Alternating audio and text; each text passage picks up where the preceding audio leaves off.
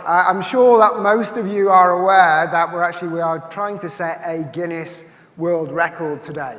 And I do need your help because there are only two barriers potentially for our potential bid. The first being the technology. And let me tell you, we've had a few ghosts in the system. We've had a couple of issues over the past couple of days. But secondly, we actually need the audience participation. So we really do need you guys to participate. So I'm just going to take a couple of minutes to go through some instructions on how you guys can actually participate. So just bear with me, indulge me for 2 minutes, please. The first thing I need you to do is this is very simple, is just get out your smartphone, your tablet, or your phablet. That's the easy bit. Second thing I need you to do is I need you to open your web browser. Now you can do this in one or two ways. Ideally, we would prefer you to do it through your mobile service provider, so access it through 3G. If you're not able to do that, then you can access it through the free Wi-Fi here at the W Hotel. The Wi-Fi you've been hopefully using for the past couple of days.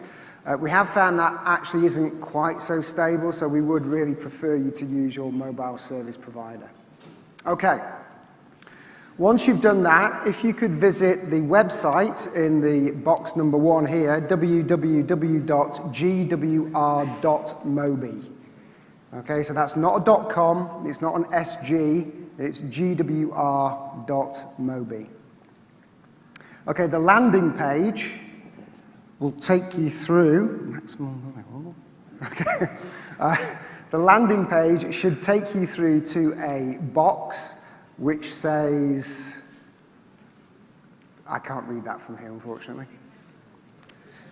Okay. So it seems that our wonderful technology has already, before we've even started to play little games with us. Fallen down. Okay, fantastic. I did say we've been having a few issues with the software over the last couple of days. Can anybody actually get it? Has anybody got it? Is anybody in? Okay, for those people who are in, could you please keep your hands raised? And now drop your hands if you are with Singtel. Right. Okay. So, in other words, Singtel might not be might be the one that everybody's tweeting on at the moment. Okay. Is that the political correct thing to say? You guys getting it? Okay. Apologies if we're having a few issues with the software. Is it the software or the mobile connection? No, it's not the mobile connection. I know. Yeah, it's locking out.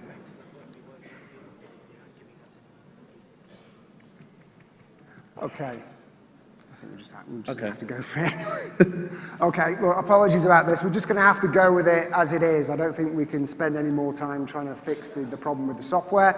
So look, we'll just have to go for it. So for the people who've actually already registered, you will be able to participate. Unfortunately, for everybody else, you won't be. Can the desk flick over to the actual presentation? Okay, so for the people who've already registered, your names will be up there and you will be able to participate, but unfortunately it looks like everybody else won't be able to, so apologies for that.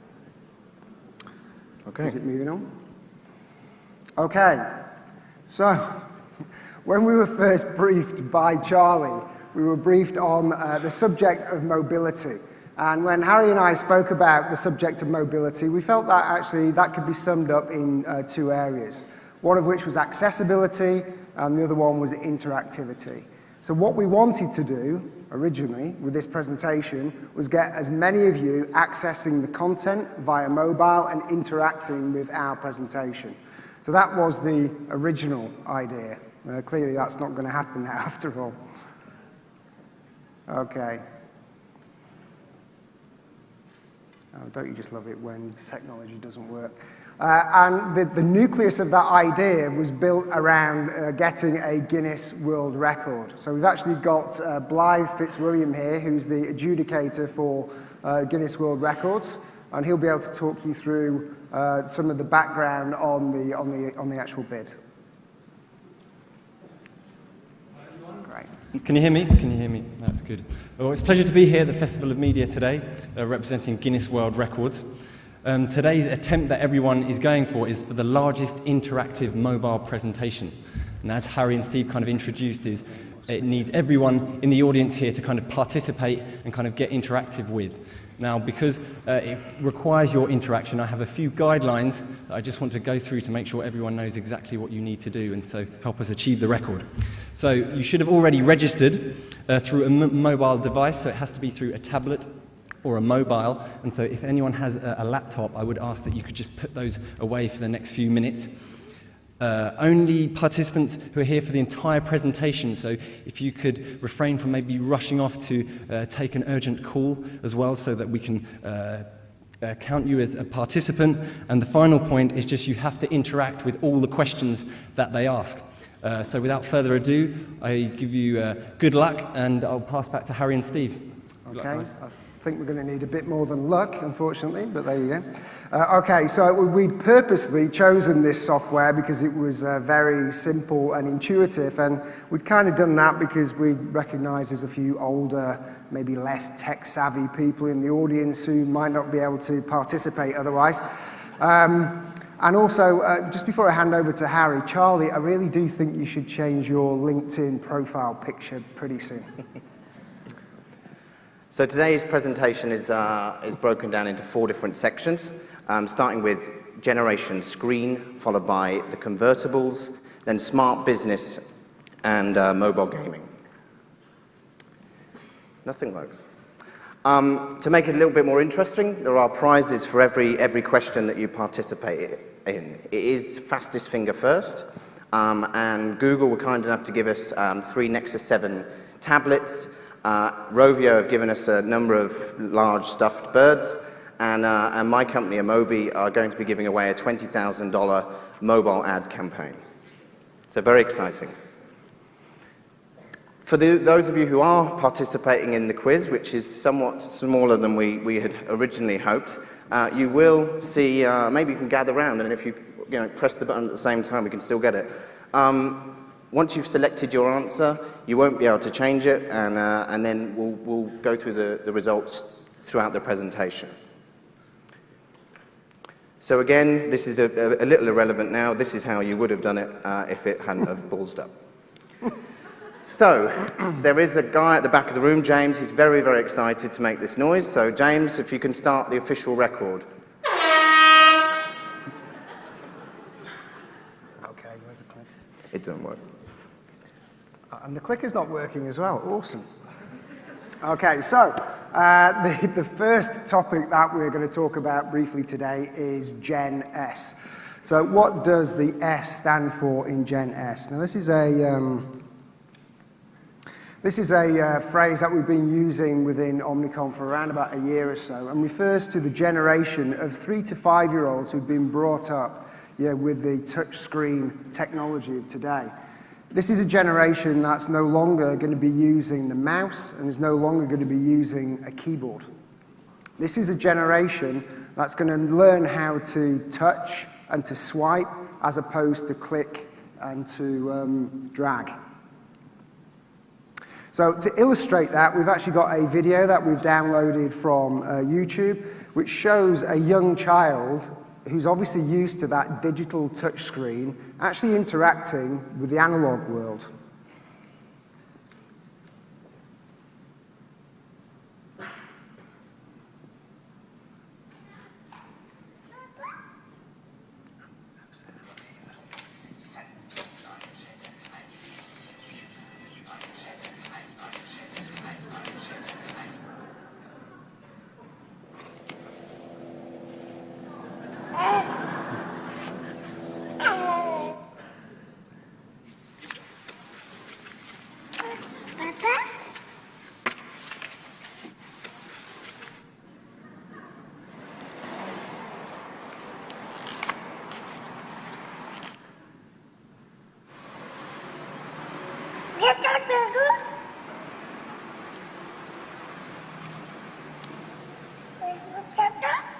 Yep, the finger works.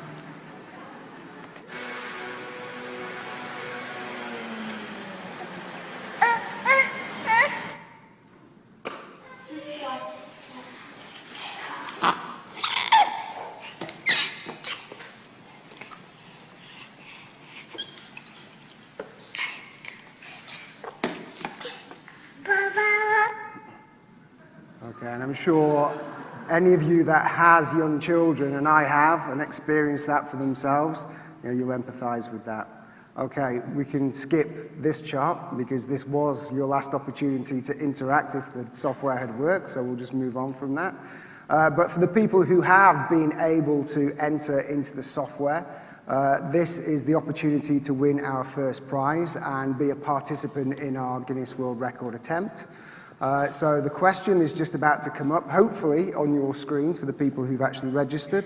And that first question is, according to CNET in September 2012, how many applications are available for kids to download through the Apple Play App Store or Google Play? Is it either A, 25,000, answer B, 175,000, answer C, 1.4 million, or answer D, 12 million? Okay, lots of answers coming in. Record breaker. Probably not, as it happens. Okay, for the people who have registered, can you carry on clicking?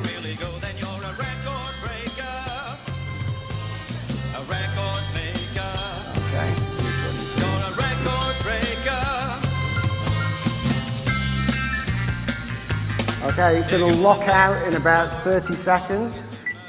So a few more people coming in now.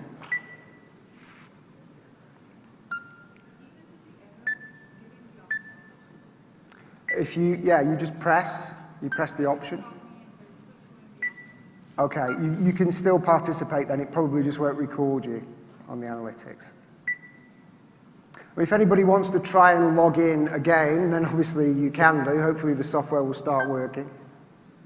Okay, right, so the answers, everyone pretty much seems to think that it's answer C, which is 1.4 million, and it is indeed 1.4 million. But what you might be surprised to hear is actually that is split pretty evenly between the Apple iTunes Store and Google Play. In fact, over the past year, Google Play has accelerated in terms of growth. They've added 60% more in terms of their applications just in the last year. And collectively, between the two platforms, it equates to about 50 billion downloads. So onto my favorite topic, the convertible. Unfortunately, it's not this kind of convertible. I'd love to talk to you about this. It's this kind. And this is, of course, the Microsoft Surface, which is laptop come tablet come very portable machine. So this is a device which you can remove the screen from the keyboard, use it as a tablet device, or connect it to the keyboard and have a full laptop or computer experience. And that's a common trend that we've been seeing recently with converged devices. So phablet, we might have mentioned earlier. For those of you who aren't aware, that's a hybrid of a tablet and a phone that created the name phablet. I don't know how long that will last. But it's more than just about how devices are changing in form factor. It's about overall connected devices. So the days when fridges will become your Twitter client and when your phone becomes and replaces your wallet. At CES in Vegas this year, a number of car manufacturers announced how they were changing their in-car solutions and in-car entertainment to offer it online and a more type of tablet interface. mHealth is also something that's becoming increasingly important in terms of relaying real-time data about a patient back to consultants and doctors. So on to a question, again, a Nexus 7 up for grabs. Approximately how many internet-connected devices will exist in 2020? A, 7 billion, B, 10 billion, C, 15 billion, and D, 20 billion.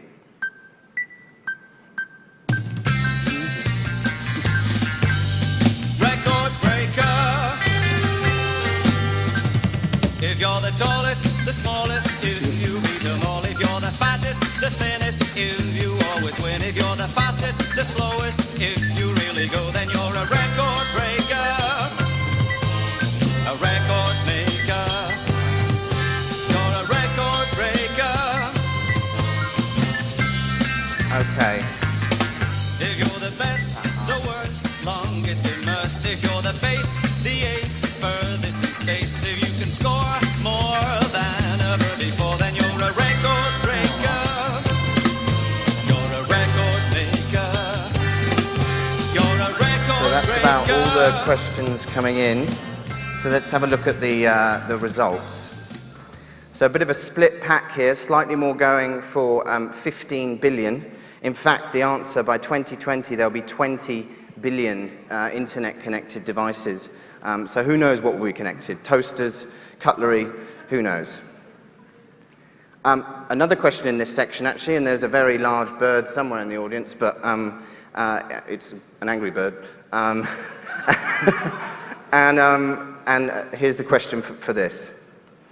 So it's a short one. When will mobile internet in China overtake that of desktop internet? In the last 12 months or in the next 12 months? If people were listening carefully on Monday, there was a bit of a spoiler in another presentation. So this answer you should all know. If you're the fattest, the thinnest, if you always win. If you're the fastest, the slowest, if you really go, then you're a record breaker. A record maker. You're a record breaker. If you're the best, the worst, longest immersed. If you're the base, the ace. Okay, I think we've probably got enough time for that one, so we'll skip to the answer. It was, well, only 2/3 of you were listening on Monday, quite clearly. So the answer, of course, it has already overtaken that of desktop internet, and mobile is the primary way in China to access the internet.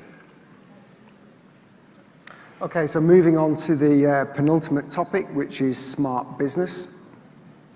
Actually, if you look at the current data from eMarketer on the mobile consumer users in Asia, it's topping almost 2.2 billion, which is actually over 50% of the global total, which is quite surprising. But it's predicted to continue to rise. By 2016, eMarketer predicts it's going to be more like 58%, which is quite incredible when you look at it against the US share. It's 10 times the US share. So what's the growth engine in Asia? Well, I'm sure it comes as no surprise that actually it's from two countries. It's from China with 880 million users and India with 470 million users. And eMarketer, again, have made that prediction that actually by the end of just 2014, so within the next year, you'll hit 1 billion mobile users in China. But I guess the big question is business keeping up with consumers? I don't think it's a great shock to any of us that those numbers of consumers are utilizing mobile, but is business keeping up? We found a very interesting fact about the Fortune 500 companies, and we've actually used that as our question. And for this one, for Fastest Finger First, it's the big prize of the day, Amobi's $20,000 mobile advertising campaign, which a few of you might be able to win. Okay, so let's move on to the question. That question is, what percentage of Fortune 500 companies do not have a mobile-ready website? Okay, so what percentage of Fortune 500 companies do not have a mobile-ready website? Is it A, 45%, B, 35%, C, 25%, or D, 15%? Record breaker. If you're the tallest, It is now. if you're the fattest, the thinnest, if you always win. If you're the fastest, the slowest, if you really go, then you're a record breaker. A record maker. You're a record breaker. Okay, it seems to be that actually it's only recording around about 20 of you consistently each time, so I think we may as well move on. Okay, so from the people who responded, evenly split between 45 and 35%, and the answer is indeed 45%. So almost half of the Fortune 500 companies do not have a mobile-ready website. Okay, so what's the implication of that? Well, here's some data from Cell City in Singapore. which says that 4 out of 5 mobile internet users in Singapore are going to buy from elsewhere if your website isn't mobile friendly. So just imagine all those M dollars flying out of the window. So the final section is on mobile gaming, which was supposed to be a nice end to this presentation, seeing as we've been playing some sort of a game, both with computers and with you guys. So mobile gaming, despite what Twitter and Facebook and other social networks might have you believe, is still by far almost double the most used application on a user's phone. And taking up a huge amount of app usage. Almost 50% of overall apps are games in terms of time spent inside them. And by 2015, the mobile gaming market will be worth around about $58 billion US, of which Asia Pacific contributing about 40% to that market. So here you'll notice the app tiles, which I'm sure you recognize very vividly. Although you may not be so familiar with the companies behind it, it isn't the likes of EA, Sega, Nintendo, and the big gaming Goliaths. It's actually these relatively young companies who have used mobile to get massive reach. And now Rovio, of course, is the most popular and most used video game of all time. So Half Brick Studios with Fruit Ninja, Outfit 7 with Talking Tom. And they really are now competing very successfully with the likes of the very large gaming firms. So on to the final question of the day, and the last chance to win a Nexus 7. So this, I love this question actually. How many minutes of gameplay were there on Angry Birds in the month of January this year? 15.8 billion, 1.5 billion, 15.8 million, or 10.8 million? So the mathematicians in the room can try and figure that into something, a currency that's useful. And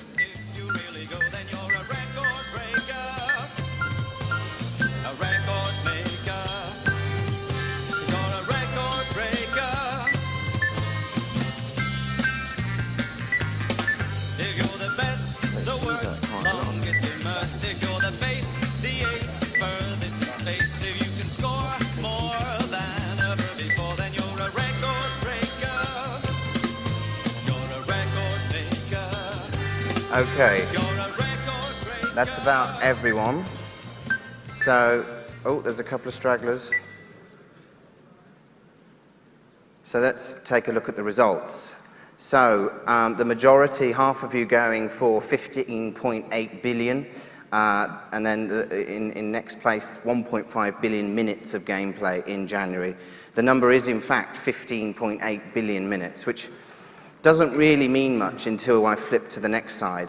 It's actually just over 30,000 years of gaming in a single month, or approximately 1 trillion seconds. So to summarize today, we learned how a baby's trying to zoom in on a piece of paper. My car aspirations, the preparedness or lack of preparedness of the Fortune 500 businesses, and then also about how many thousands of hours Angry Birds is played, probably in work time by a number of people in this room. Okay, so that just leaves it to me to say thank you for participating, at least the few of you who could. Apologies that the software didn't work quite so well as it could have done.